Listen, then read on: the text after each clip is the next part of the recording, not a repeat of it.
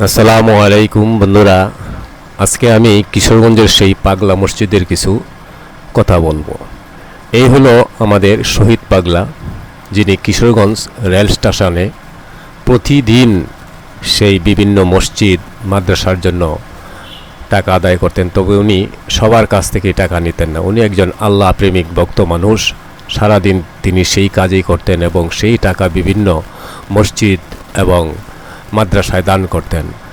আর সেই পাগলা মসজিদে উনি সেই প্রতিষ্ঠাতার শুরু থেকে দান করে আসছেন। সেই শহীদ পাগলাকে সবাই চেনে। আমি 1987 সালে তাকে রেল স্টেশনে দেখেছি।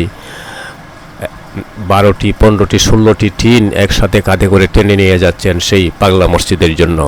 সেই শহীদ পাগলাকে যারা কিশোরগঞ্জ রেল স্টেশনে গিয়েছেন সবাই তাকে চিনেন। সেই হলো আমাদের শহীদ পাগলা। ধন্যবাদ।